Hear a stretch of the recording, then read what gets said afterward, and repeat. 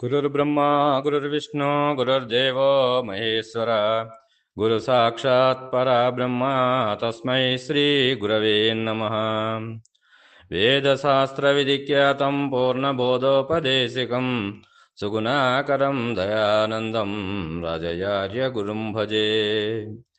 श्रीराजयोगी प्रियशिष्यम् अमलानन्ददीक्षितं पंढरीनाथ योगेन्द्रं सद्गुरो ते नमो नमः। अस्मद्गुरुसमारम्भां कृष्णसान्धीपमध्यमां श्रीमहाविष्णुपर्यन्तां वन्दे गुरुपरम्पराम्। పరంపరా గురువులకు వందనములు. మద్గురువర్యుల పాదపద్మములను హృదయపీఠమున నిలుపుకొని మద్గురువర్యులచే విన్నటువంటి షోడశి 4 మార్గములలో మనము ఇదివరకు శూన్య షోడశి గురించి మనము తెలుసుకున్నాము. ఇప్పుడు లఘు షోడశి అనేటువంటిది రెండవ షోడశి గురించి మనము ఇప్పుడు తెలుసుకోబోతున్నాము. ఈ లఘు షోడశి అనేటువంటి దానిని గురువుగారు ఏమని చెప్పినారంటే, మూలము లేని క్షేత్రజ్ఞ స్వరూపము ఏమీ లేదు. అంటే ఈ 16 అక్షరాలతో కూడుకున్నటువంటిది. మూలం లేని క్షేత్రజ్ఞ స్వరూపం ఏమీ లేదు అనేటువంటిది ఈ యొక్క షోడశి భావము, లఘు షోడశి. దీనికి అహం బ్రహ్మాస్మి అనేటువంటి ఒక యజుర్వేదం నుండి అనుభవ వాక్యమును తీసుకొని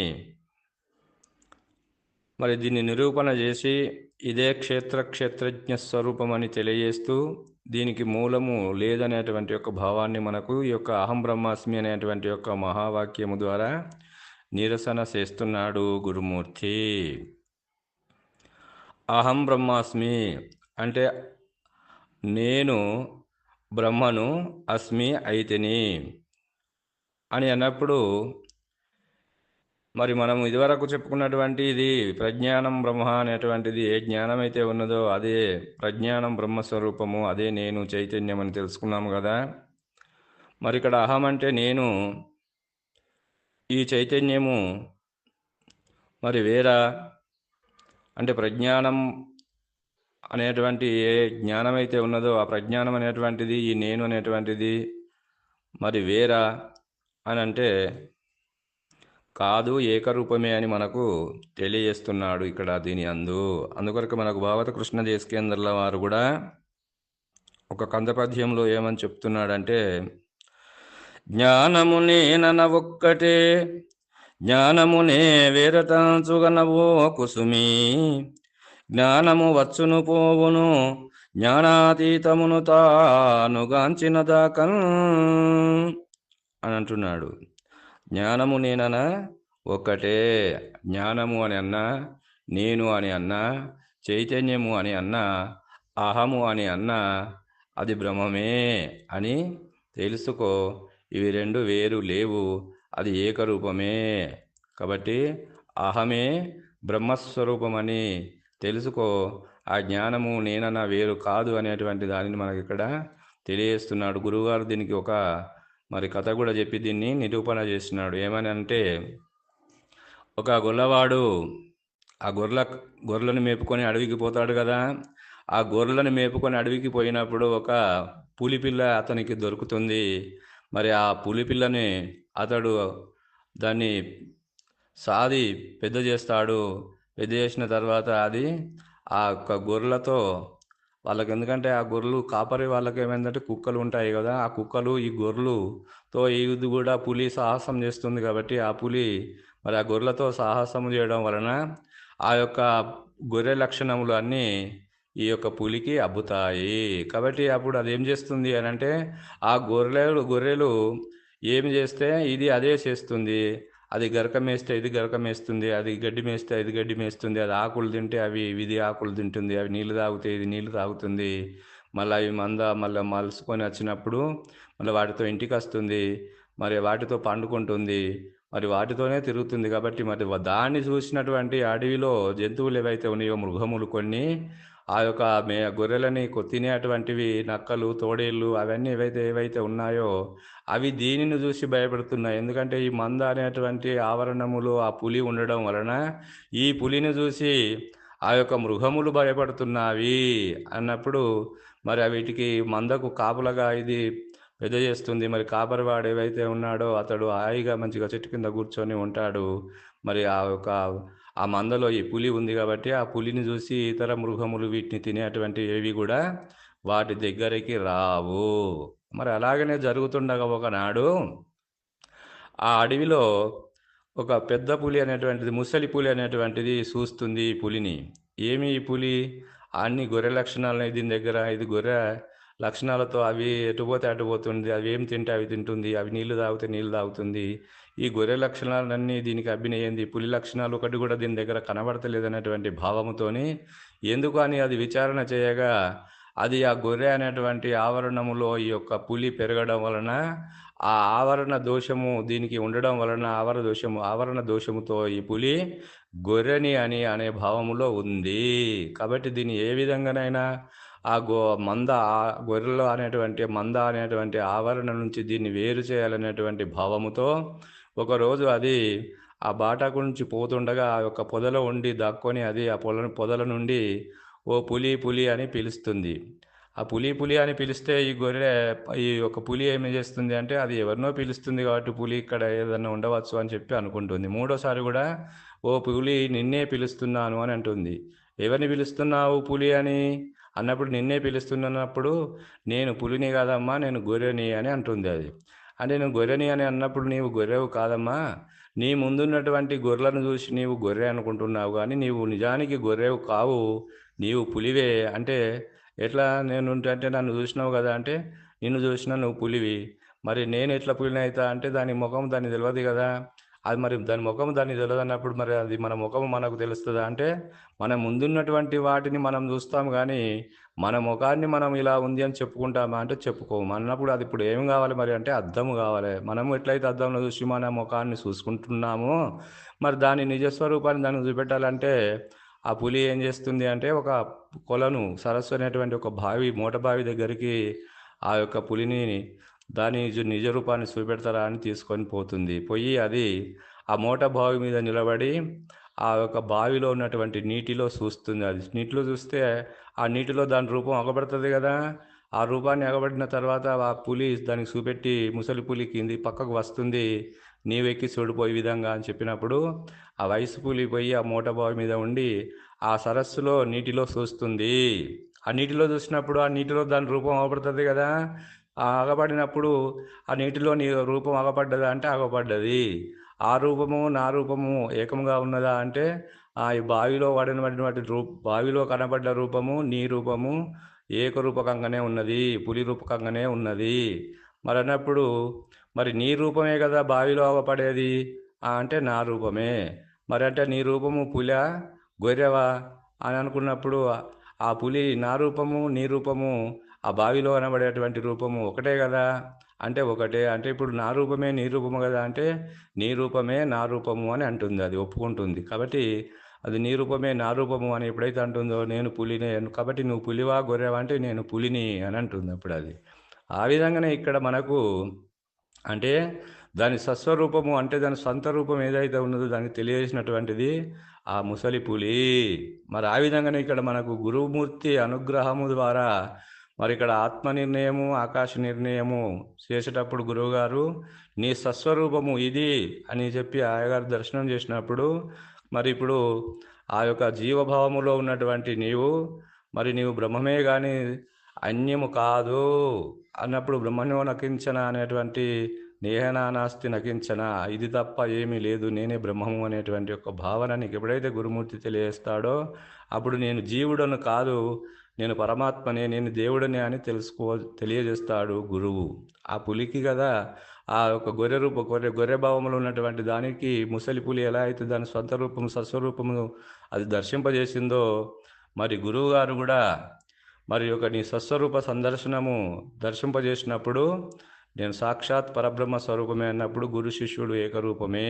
కాబట్టి ఆ ఏకరూపమే అన్నటువంటి దాన్ని తెలుసుకుంటాడు గురువు ద్వారా శిష్యుడు. అందుకొరకే మనకు ఉత్తర గీతలో ఏమని చెప్తాడంటే, దేహో దేవాలయ ప్రోక్త జీవో దేవో సనాతన అజ్ఞానం నైర్మల్యం తజేత్ సోహం భావేన పూజయేత్ అని అంటాడు.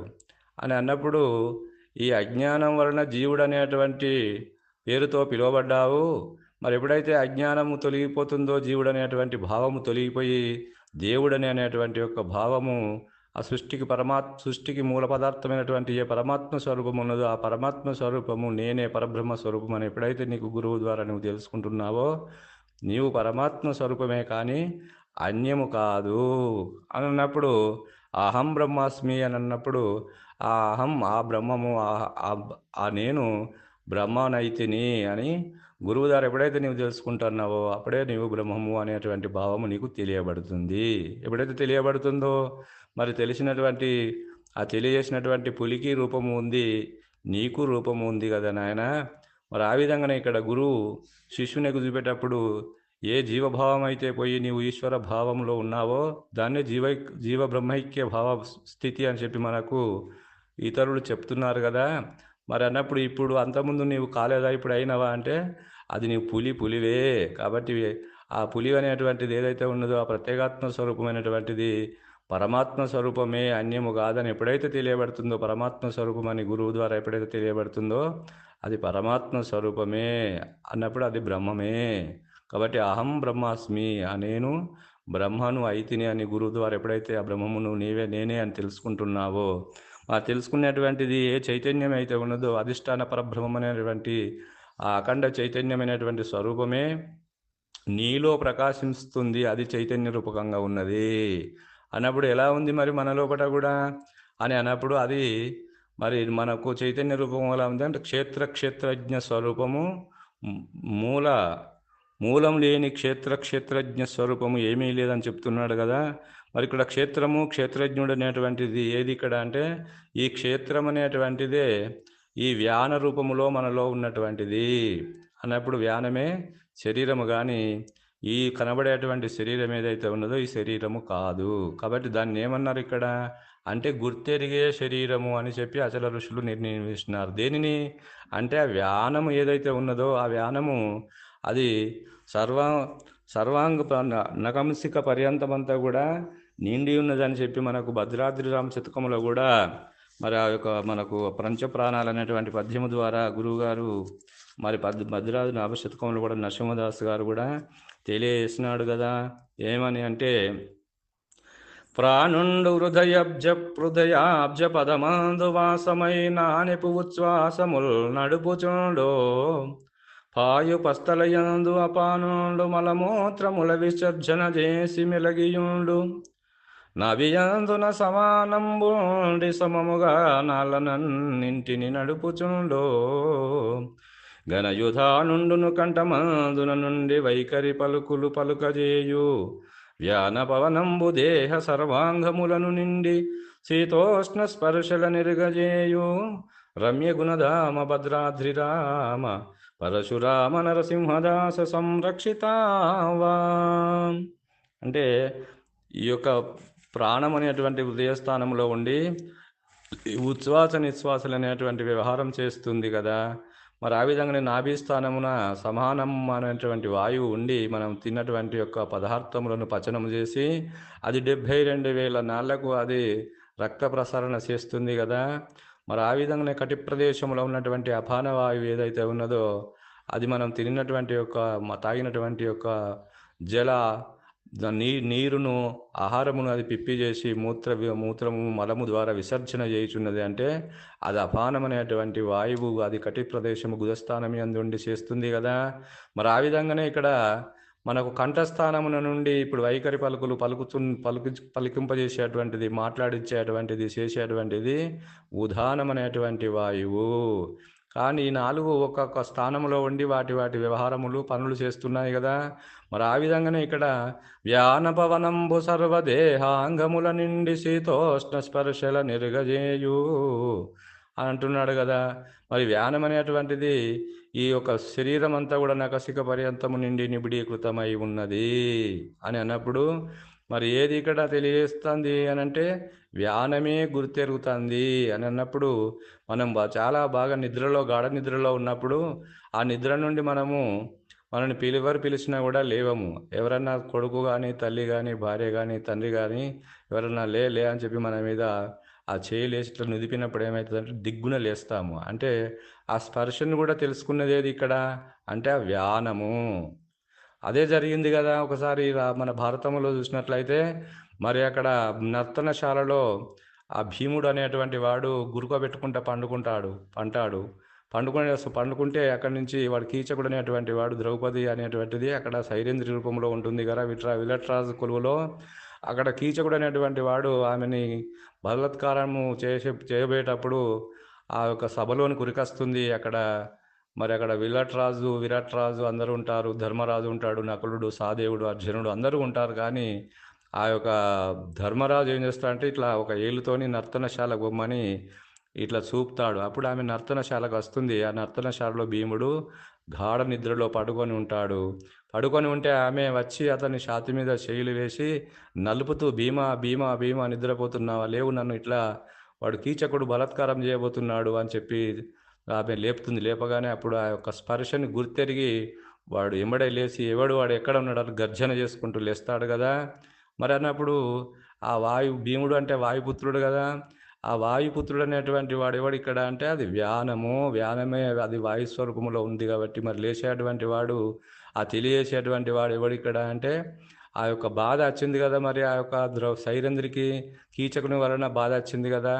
ఆ బాధని తెలుసుకోవడానికి లేచింది వాడు ఇక్కడ అంటే భీముడు అని అన్నప్పుడు మరి వ్యానం అనేటువంటిదే ఈ యొక్క శీతోష్ణ స్పర్శలను ఎరుగుతుంది.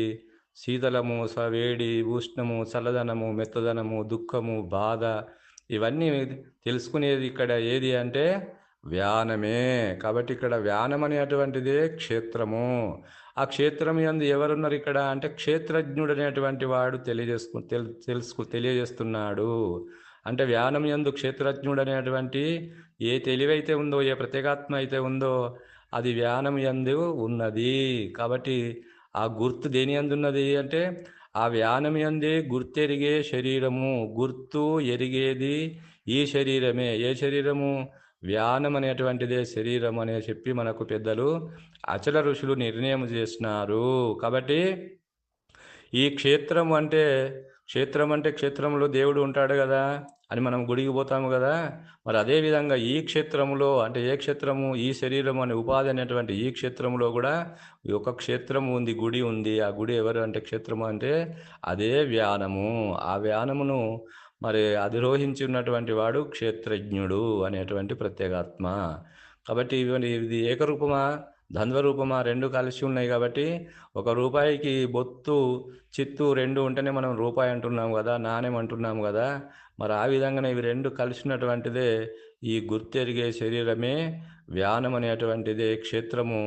ఆ వ్యానాన్ని అధిరోహించినటువంటిది ఏదైతే ఉన్నదో ఆత్మ, అదే క్షేత్రజ్ఞుడు. కాబట్టి ఎందుకొరకే మనకు పెద్దలు ఏమన్నారంటే ఈ అహం బ్రహ్మాస్మి అనేటువంటి దాన్ని నిరసన చేయడానికి ఈ యొక్క మూలం లేని క్షేత్రజ్ఞ స్వరూపము ఏమీ లేదు. కాబట్టి ఇదే ఎట్లా ఉంది? ఇదే సూత్రాత్మ అని అన్నారు. ఈ క్షేత్రజ్ఞ స్వరూపం అనేటువంటిది వ్యానమే. ఇది సూత్రప్రాయంగా ఉన్నటువంటి సూత్రాత్మ అంటే ఇది పిండ బ్రహ్మాండములంతా కూడా వ్యాపించి నిండి నిబిడీకృతమై 84 లక్షల జీవోపాధులలో అది ఒక సూత్రప్రాయముగా ఉన్నది అన్నప్పుడు ఒక దారము వలె ఉన్నది. అంటే దారమునకు 84 లక్షల జీవ ఉపాధులు అనేటువంటివన్నీ కూడా దాని యందు కృచ్చబడి ఉన్నవి. కాబట్టి ఈ పూలు అనేటువంటి ఇక్కడ ఏవి అంటే ఇంద్రియములు. ఆ ఇంద్రియములలో ఉండి ఇది వ్యవహారం చేస్తుంది కదా. ఏది ఇక్కడ అంటే వ్యానమే ఇంద్రియం, ప్రతి ఒక్క ఇంద్రియములలో ఉండి అది మరి వాక్కు ద్వారా వసిస్తుంది, పానము ద్వారా ఇచ్చిపుచ్చుకుంటుంది, పాదము ద్వారా గమనం చేస్తుంది, గూహ్యం ద్వారా ఆనందిస్తుంది, గుదము ద్వారా విసర్జన చేస్తుంది, శ్రోత్రేంద్రియం ద్వారా శబ్దాన్ని ఎరుగుతుంది, ఈ యొక్క త్వయేంద్రియము ద్వారా స్పర్శను ఎరుగుతుంది, చక్షురేంద్రియము ద్వారా రూపాన్ని ఎరుగుతుంది, మరి జిహ్నేంద్రియము ద్వారా రుచిని ఎరుగుతుంది, ఘ్రాణేంద్రియము ద్వారా వాసనను ఎరుగుతుంది అన్నప్పుడు ఏది ఇక్కడ మరి వచ్చేటువంటివి అన్ని సర్వాన్ని తెలుసుకునేది ఏది ఇక్కడ అంటే ఈ వ్యానమే ఉండి ఇంద్రియముల లోపట ఇది ఆరములో దారము వలె ఉండి ఈ ఆ దారము అట్లయితే ఆరము యందు అన్ని పూసల యందు దాగి ఉండదో ఉండి ఇది సర్వాన్ని తెలుసుకుంటుంది. ఆ వ్యానం అనేటువంటిదే క్షేత్రము. ఆ వ్యానమును అధిరోహించినటువంటి వాడే గుర్తు అనేటువంటిది. ఆ గుర్తు ఈ యొక్క శరీరం అనే ప్రాణము రెండు, అందుకొక దాన్ని ప్రాణాత్మ లేదా సూత్రాత్మ అని అన్నారు. మన కచల ఋషులు దానినే గుర్తెరిగే శరీరము అని అన్నారు. కాబట్టి గుర్తెరిగే శరీరం అనేటువంటిది ఇదే క్షేత్రజ్ఞ స్వరూపము. ఈ క్షేత్రజ్ఞ స్వరూపమైనటువంటిది ఇది మూలము లేనటువంటిది. కాబట్టి మూలము లేని క్షేత్రజ్ఞ స్వరూపము ఏమీ లేదు అని ఈ లఘు షోడశి ద్వారా గురువుగారు దీన్ని నిరూపణ చేసి ఈ మూలము లేని క్షేత్రజ్ఞ స్వరూపము ఏమీ లేదు అని అహం బ్రహ్మాస్మి అనేటువంటి మహావాక్యము ద్వారా నిరసన చేసి ఉన్నాడు. కాబట్టి ఇది ఇతడితో ఈ లఘు షోడశ అనేటువంటి భావము ద్వారా ఈ యొక్క హిరణ్య గర్భుడు అనేటువంటి వాడిని ఈ యొక్క అహం బ్రహ్మాస్మి అనేటువంటి మహావాక్యము ద్వారా మూలము లేని క్షేత్రజ్ఞ స్వరూపము ద్వారా ఈ హిరణ్య గర్భుడనేటువంటి వారిని నిరసన చేసినాడు గురుమూర్తి అని తెలియజేస్తూ ఇంతటితో ఈ భావాన్ని ముగిస్తున్నాను. జై బలో సద్గురు ప్రభు మహారాజుకు జై.